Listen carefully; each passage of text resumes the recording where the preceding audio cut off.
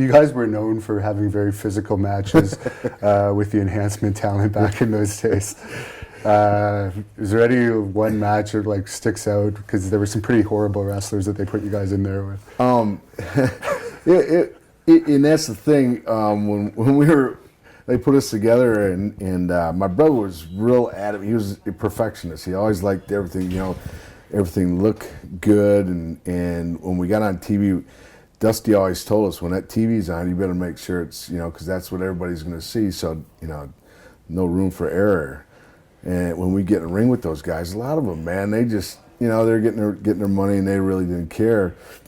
So we had to force some of them to do some of the stuff, so it fit right into our style because we were amateurs. So you kind of, guy don't want to be in that position. You make them put them in that position. And there were so many times the guys would mess stuff up with my brother, and he'd pick them up and just haul off and just whack them.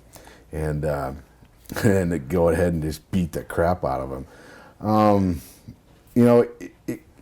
We kind of got labeled, but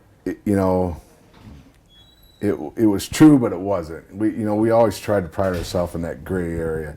Man, it looked like he hit him hard, or he did hit him, or he didn't hit him. So you didn't break anyone's neck like Vader. Yeah. It was Dr. Death. His big thing was it's not ballet, yeah. and so he was rough in the ring.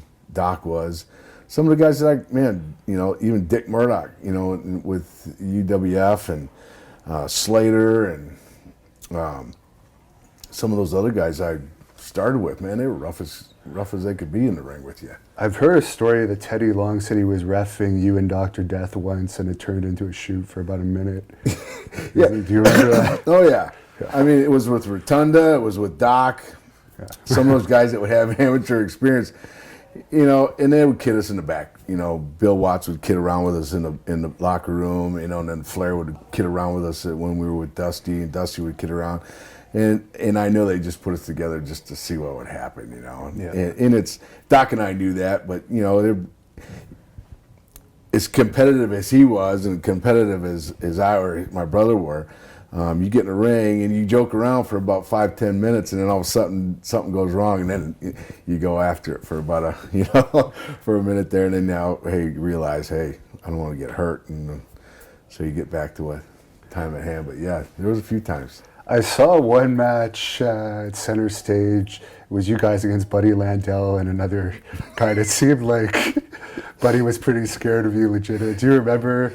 Yeah, Buddy was one of those guys. He was a real loud and boisterous guy in the locker room, but then when he got in the ring, he had no experience. He didn't have any background in anything. So he was, and he liked that Ric Flair kind of, persona that he was trying to perceive. And yeah. My brother just kind of messed with him a little bit. Give him a hard time in the ring, give him a little scare.